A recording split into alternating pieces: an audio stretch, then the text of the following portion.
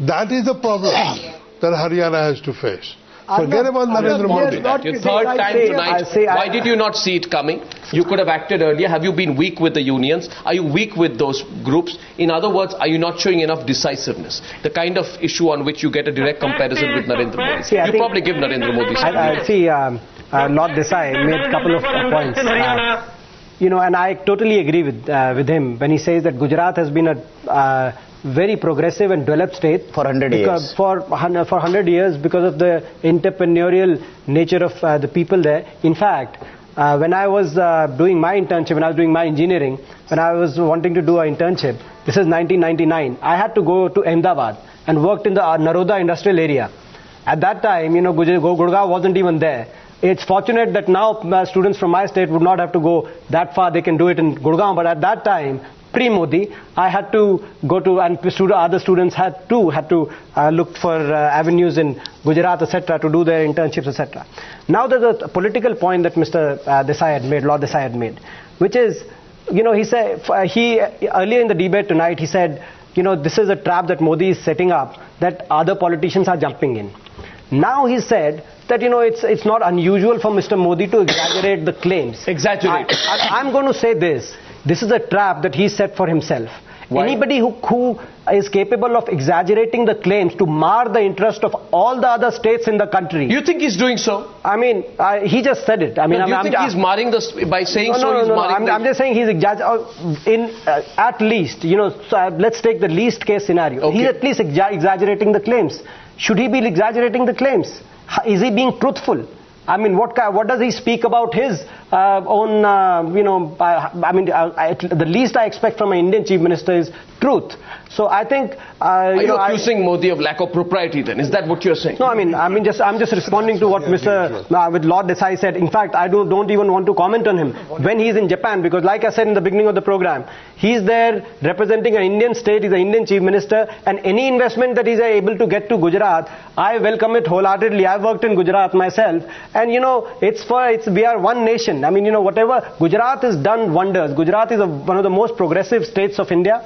If he's exaggerating the claims... Piyush Goyal, is he exaggerating, and by then, is he doing disservice to himself? Piyush Goyal's response to you. Piyush, your response to Deepender Hooda. One-on-one, please. Piyush Goyal and Deepender Hooda. Arnab, it's very nice that everybody is appreciating the good work that Narendra Modi has done to develop his state. Just a couple of observations that they seem to miss out.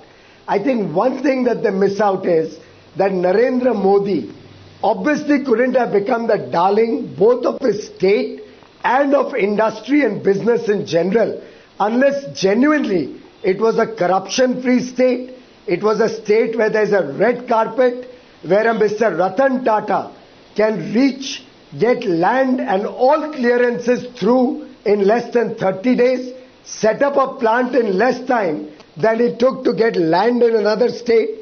Having said all that, Mr. Modi has not made one tall claim. Mr. Modi has not derided any other state of the Indian Union. I just feel that the Congress and other colleagues and other states, one of which is represented by Mr. Hooda, one of which is the state from where Mr. Mungekar comes from, I think they're scared. I think they're seeing ghosts in the air, as if Narendra Modi has attacked them. If he talks of political stability in his state, he does not say Haryana or Maharashtra are not stable. When he talks of labor relations being good, he doesn't say Haryana doesn't have it or Maharashtra doesn't have it. Having said that, I just want to develop on one point, Arnab, that you made. Why could the Haryana government and the Maruti management not see what was happening? I just read an article the other day. The Maruti management has sacked all the union leaders of Maruti, given them large 45 lakh rupees severance pay, and removed the layer through which industrial relations are maintained. I think that's not how companies and managements are run. I think labor commissioners, the industry... We are drawing the comparison to Narendra Modi. Let me point out to you, since we are drawing the comparison to Narendra Modi, there was a survey which said that Gujarat witnesses the highest number of strikes and other forms of labor unrest in recent times on account of financial and disciplinary issues. Total man days in Gujarat lost due to labour unrest has nobody is against across India has declined by 81%. But the maximum incidences are recorded in the state of Gujarat. No, one second. You are talking about Maruti. I am talking to you about the 2011 report about the labour unrest situation in Gujarat. But Arnab, nobody is against having a strike. It's the legitimate right of workmen. And I'm sure nobody in the country is looking at draconian laws to stop the legitimate rights of workmen to go on strike. But having said that, in Gujarat, strikes are peaceful. Nobody is butchered or murdered or burnt alive. No damage to industrial and public property takes place. That is the difference between Gujarat and the rest of the country. We're getting responses now. Gentlemen, I have 6 minutes left on this debate.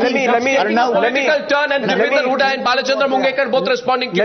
Let me say this to you, Piyush. Deepender first. Let me say this to you. When you say that Gujarat has more strikes and it is legitimate right of workers for the strike, and there's more labour unrest there, but in case of the Manesar, there was a murder committed. Let me tell you, I mean, to get into a criminal's mind before a crime is gets conducted is something which I don't know but as far as the crime is conducted, that has been done, and I've told this categorically.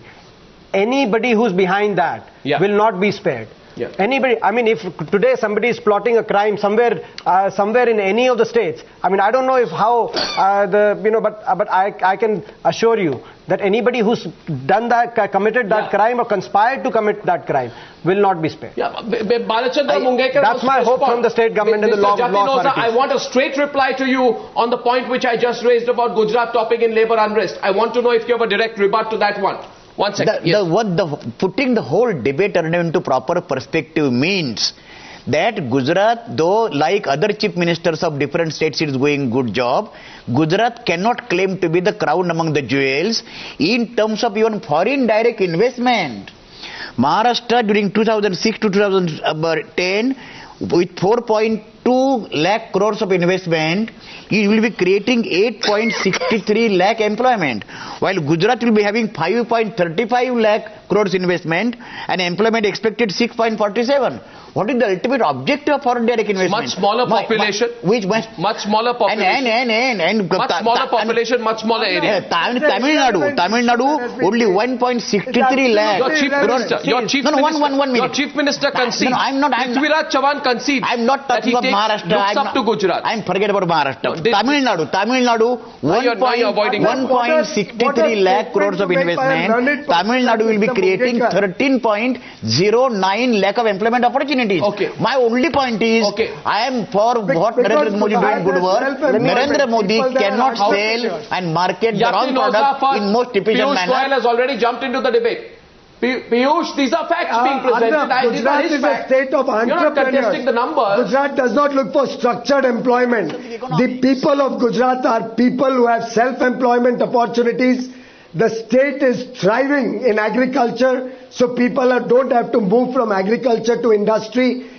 Gujarat gives the largest employment also in oil refineries, in steel plants, in chemical units, but it also provides opportunities across the board.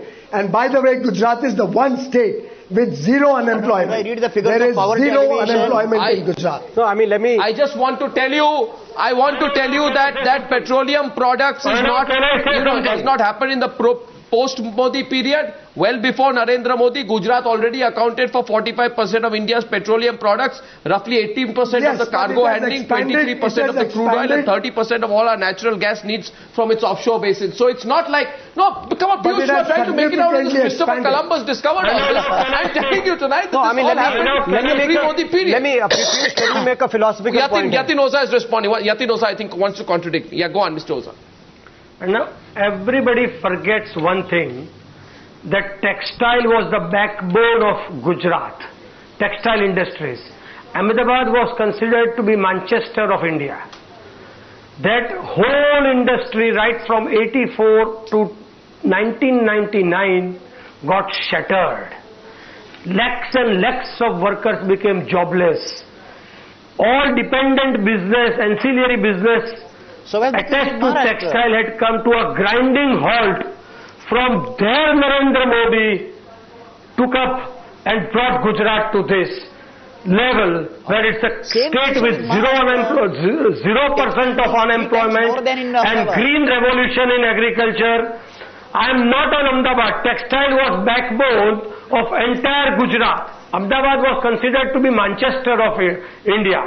But that whole industry, half the Gujarat became unemployed.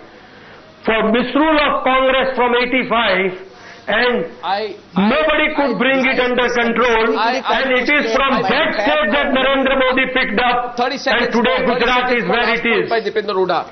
30 seconds, Deepender Hooda gets a rebut. I find it rather strange that some of the even NDA rule states which have done well, you know, the people on the panel are from the NDA, are not able to, you know, adopt those states. I mean, Piyush talked about agriculture, productivity, etc. The two states which are on top are Haryana and Punjab is ruled by NDA. If he had given Punjab's example, I would have, you know, appreciated. That's the competition. Yeah. Chhattisgarh is doing better. You know, growth rate. I mean, the top two states are Uttarakhand and Haryana in India. If Uttarakhand might go for more, come into the debate today. Badal is not a prime ministerial candidate. No, I mean, I find it rather amusing that they are. What is the debate about? You know, it's not about what Modi said in all the Japan. achievements of all the states. I find this debate incredibly interesting. And ladies and gentlemen, as I wrap up the debate only for want of time, I'd like to put that question to you as well. Here you have Narendra Modi making what can only be called a super aggressive investment pitch. He's fully in his right to do so. Has he undermined the other states of the country? Should they take a leaf from him and perhaps get into doing some serious PR for investment into their states as well? Is the response to Narendra Modi because he's being seen as a possible prime ministerial candidate? Is the Congress party overreacting or underreacting?